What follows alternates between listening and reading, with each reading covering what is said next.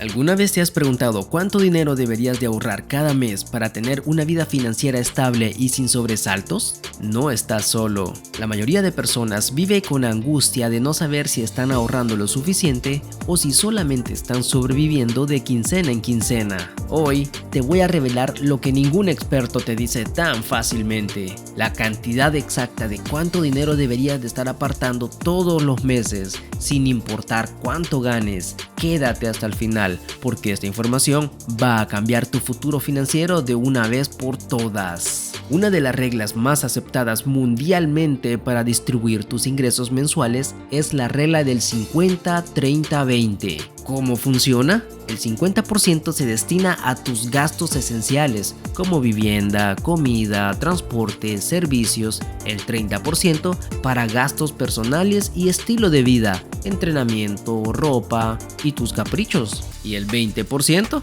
exacto, para ahorro e inversión futura. Esto significa que si ganas $500 al mes, deberías de estar ahorrando al menos $100. Si tus ingresos son de $1000 al mes, entonces 200. Simple, ¿no? Pero ahora viene la parte incómoda. Ya sé lo que estás pensando. Ese 20% es imposible para ti. Y esa es la triste realidad de muchas personas. Apenas si sobreviven con sus salarios, y tienen toda la razón. La inflación, las deudas y los ingresos bajos hacen que ahorrar sea un lujo. Pero aquí es donde entra en juego la estrategia clave: ajustar tus porcentajes sin romperte. Si no puedes ahorrar el 20%, empieza con el 10%. Y si no puedes con el 10%, ajústate al 5%. Lo importante aquí es desarrollar el hábito del ahorro, no la cantidad inicial.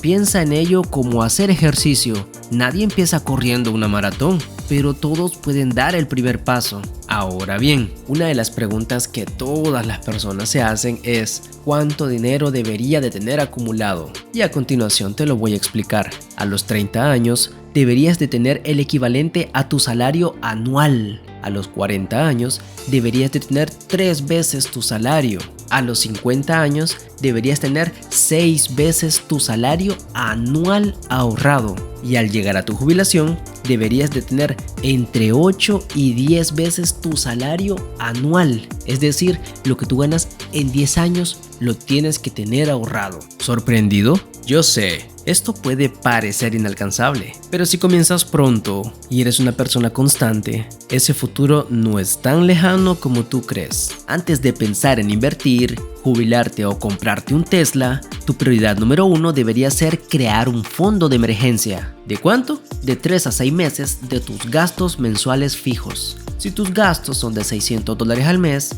necesitas entre $1800 y $3000 como colchón de seguridad. Esto te protege contra el desempleo, emergencias médicas o cualquier imprevisto. Y sí, aunque empieces lento, lo importante es empezar. ¿Tienes ingresos por comisiones, eres freelance o trabajas por tu cuenta? No estás solo. En este caso, el truco es pensar en porcentajes, no en montos fijos. Cada vez que cobres, guarda un porcentaje definido, aunque sea del 10%.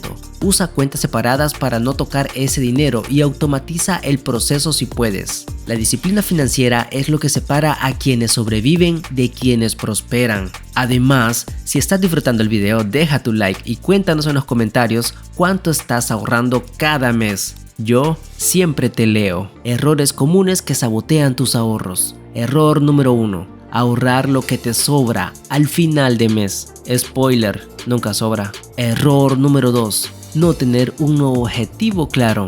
Si no sabes para qué ahorras, obvio te lo vas a gastar. Error número 3. Guardar el dinero en casa o en cuentas sin rendimiento. Error número 4. Creer que necesitas ganar mucho para empezar. Así que ya lo sabes, amigo. Ahorrar no es un lujo, es una decisión consciente que puede marcar la diferencia entre vivir con miedo al futuro o construir uno lleno de confianza. No se trata de cuánto ahorras, sino de cómo lo haces y qué tan constante eres.